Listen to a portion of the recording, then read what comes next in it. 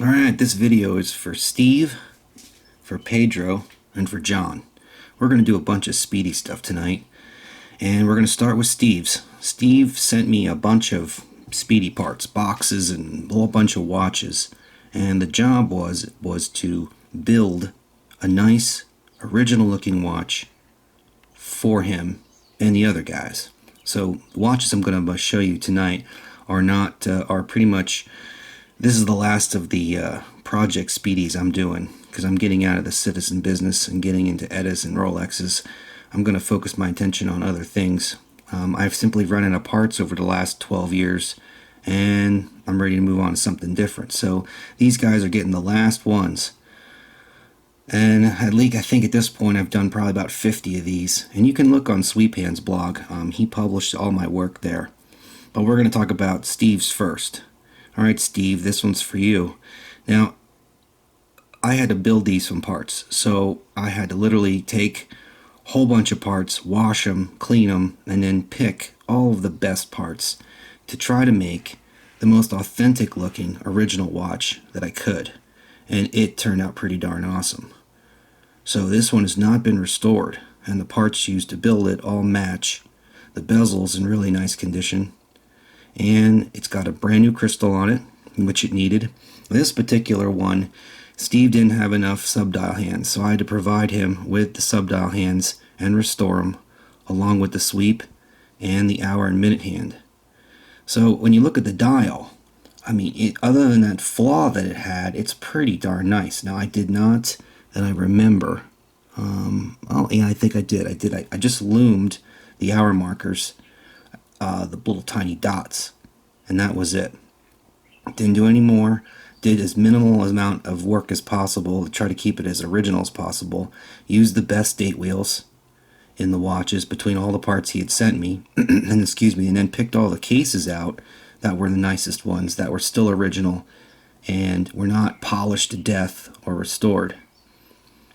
And it turned out pretty darn good. It has a really excellent reserve of about 32 hours. And the only thing that I found with it was that when you start the chronograph, everything is real nice. And then you're just going to depress the button, and it's going to go. Now it sits like around 59 seconds, and the reason for that is it's not because of the pivot, it's because of the hand.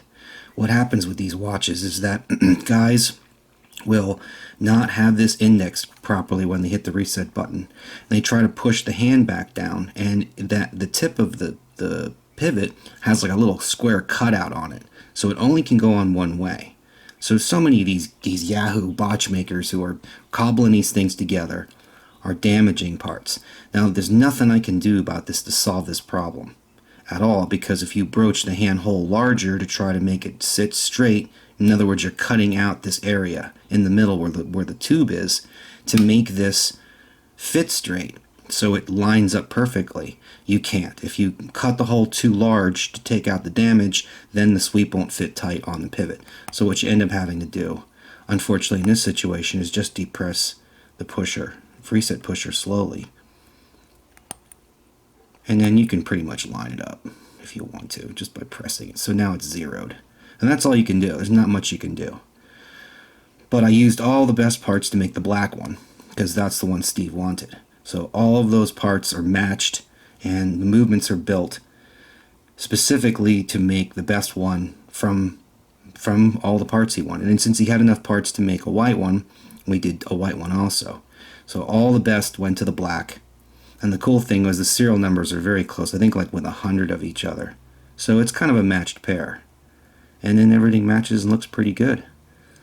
So I think this watch timed out like around like plus 15 seconds a day, which is really good for one of these.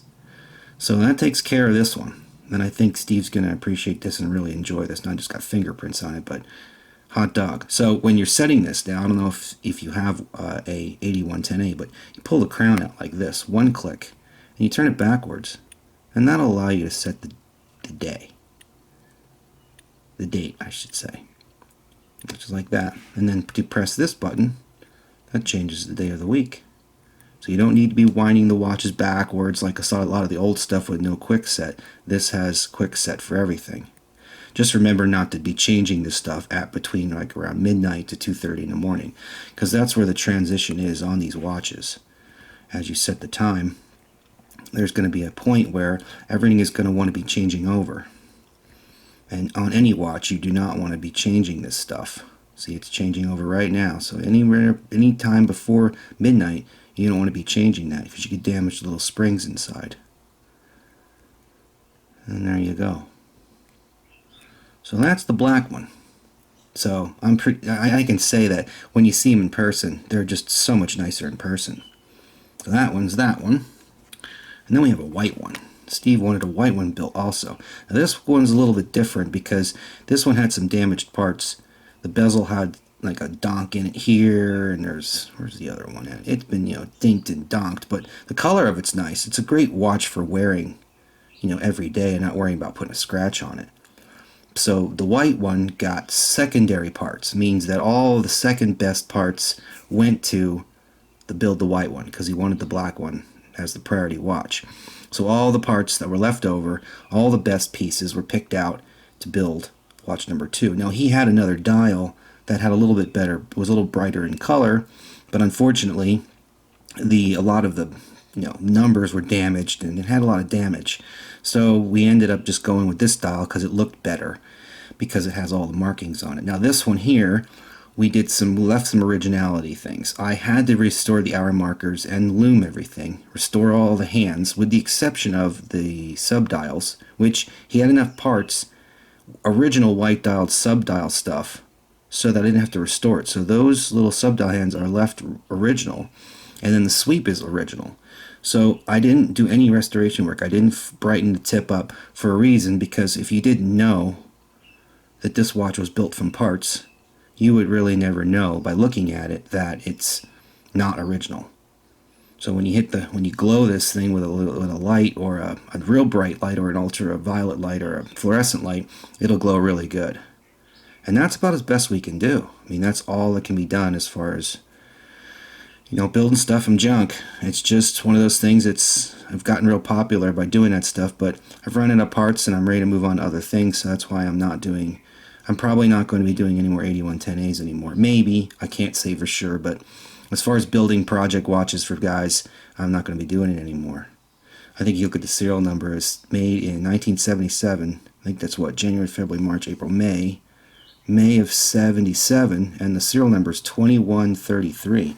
Whereas the black one,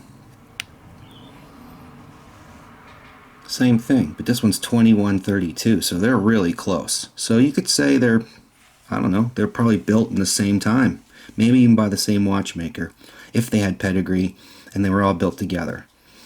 But these are not. So no one's going to know otherwise, and I don't think Steve's, having these built, because they're expensive. These are, $450 on up jobs to build something like this. But here's the thing, is that you can't go on eBay and anywhere and buy a working Speedy for less than $400. It just doesn't happen. So to invest in something like this is worthwhile, because now you've got perfectly working watches that are fully overhauled, that are precision timed. It has the proper restoration work done to them to keep them authentic. And I said in an earlier video that I'm the Speedy master. I am the guy in the world that does the 8110As. So I'm real good at it. And I do it right because I care and because I want them to look as best they can. And it's kind of a treat to be able to get something like this, because you can't just go buy these anymore. And if you do, they're very junky, and you still have to pay $400 for me to go through one of them anyway. So for what Steve's invested in these projects, maybe he could have bought a nice one, but a mint one, as I showed you in an earlier video, you're looking at $1,000+. And that's if one comes along, and now you've got guys that are really trying to get a hold of these things and buy them. They want them. White ones especially. So now we're going to go to John's watches. John had me do the same thing. He collected a bunch of parts, had me build them, another one from basically junk. So what I ended up having to do with this one, I think, let's look at my notes here. His date wheels were totally shot. So I ended up being able to find him a set of German wheels, which are kind of nifty. There's Dietstock. Mittwoch. You get the idea. So with this watch here, I had to do kind of the same things. I really didn't want to do wanted to do as minimal restoration work as possible, but unfortunately with this watch, we had to go and we had to do the hour markers. We had to relume everything. I had to restore all the hands in order to make the thing look good. Because when you got paint missing and chips and the looms falling out, it just looks terrible. I also got John a new crystal, which is in it. So I think his watch just got date wheels, a new crystal, and his logo. Someone just wonked that in. It was so bent the heck, so I couldn't use it. So I ended up pulling one from my stash and selling him a decent logo that looks pretty nice. And it's nice because his watch is kind of like the same as Steve's. You know, the parts are not been polished; they're original. So this is the kind of watch that you can wear. You know, and if you bump it or nick it, you're not gonna lose your mind. So that one turned out pretty good. I'm trying to think. I think this one has the same problem with the sweep hand. It's not the watch. It's just when you reset it, it doesn't quite sit on 60 perfectly. His is closer than Steve's.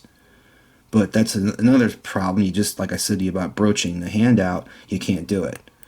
So, I mean, you're close. You know, you're close. But if you really want it absolutely perfect, you just press the button until it sits right on 0. And that's about all you can do. If I broach the hand anymore, it won't fit tight and then it'll just fall off. And we can't have that. And that's the thing is when you're working really nice original watches, this problem doesn't happen. But when you're building stuff from junk, and I hate to use the word junk, but it is. It's like all parts stuff. You know, and it's got its flaws, but it's looked pretty good. You know what I mean? It's like, I can live with that. You put that on a nice strap or a steel bracelet, and that'll look good. You know, and I did all the loom on this one too. So that's for John. And then we got another one for John. This is a jet rotor. These things are from the early 60s. And this was a basket case too. The crystal was all scratched to hell. And I ended up just restoring this crystal really carefully.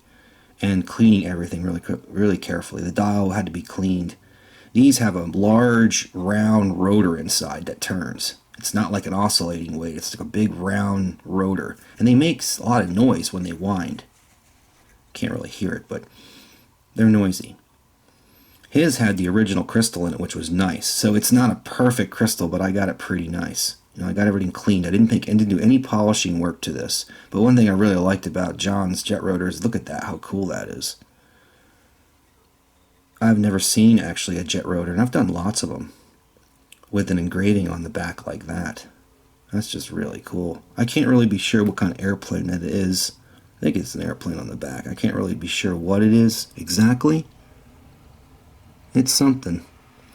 Maybe if you know, put it in the comment section. But anyway, so this watch, when you're setting it, it doesn't have quick set. So what do? You got to wind it backwards, unfortunately. So in order to do that correctly, you have to be very careful because there's very little clearance between these hands. It's just such a tiny little bit of clearance. So after midnight, it'll click over to the second. You're going to go backwards really slowly. You don't want to get too carried away. You don't want to go fast and do this because you don't want to whip the hands or have them crash into each other, which they won't, but if you whip them fast, they might. Now, when you get to right around that point, around 8:45, you hear a little tiny click. And that click will set it again. See, it's changing over now. So right about 8:45, it'll flip over. So, the other thing too, John, is that this date window, the date doesn't really line up too perfectly in that window. It was nothing I could do to fix it, and the reason why is because whoever worked in this watch before had twisted the dial feet. That's what's causing it to do that. And if you go to try to bend them backwards to straighten it, you could break those dial feet off and then you're screwed. This is the kind of watch you cannot do that with because the movement's very small in relationship to how large the dial. Because this is a front loader, it has to be removed. Back comes off, but the whole entire assembly comes out the front. So you can't have a loose dial. And then there's the clearances that I'm talking about really thin clearances for these things, these hands to clear each other. But pretty darn cool. A lot of guys are in these. There are some of these that are worth a lot of money, and this one here is definitely pretty darn unique. Pretty nice shape. I mean, the crown's got some wear to it, but what are you going to do? You know, there's nothing you can do about it. Enjoy it. All right, and I got one more. I got one for Pedro. I don't remember, but I think Pedro mentioned this was his dad's watch, and it had been fallen into the wrong hands. But this one here was all original and in pretty nice shape. I mean, as far as like originality is concerned, this is the kind of watch you want to have. It was filthy and caked up with mud and dirt, junk, and the hands had fallen off, and they were rolling around in there. And if you look at certain light angles, you'll see on that matte dial where the hands were scraping and touching, and it's such a shame because the watch kept running with those hands falling around in there, and it ended up just, kind of making the subdial hands look kind of crappy. It just, I mean, they just got dirty, and so I ended up cleaning them, but they didn't get real nice, so I ended up just restoring them. Just the subdial hands are restored, so it looks authentic. I mean, it's almost impossible to tell that I did that because I'm that good at it. Been doing a lot of them. But his hour hand and minute hand are all original. Dial is still original. This is a really nice example, and Pedro, I'm telling you, you got a really nice one here. Just fantastic.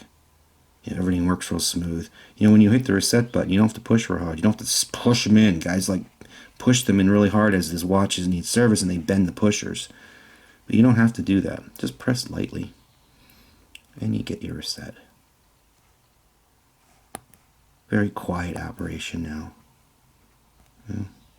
His date wheels are beautiful. I'd replace the crystal and restore the subdial hands. But other than that, Pedro, yours is looking real good. Don't need anything else. So that's it, guys. This is the last of them. I probably have at least another 15 Speedies that I've got to publish to Sweetpan's blog. And I will be getting to that hopefully when I get some free time. But in the meantime,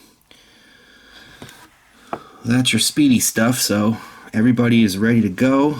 They're all going back to their owners, and I'm going to take a little break for a while and start working on my own stuff. And I've got a whole bunch of other projects that I want to work on. But there you go, guys.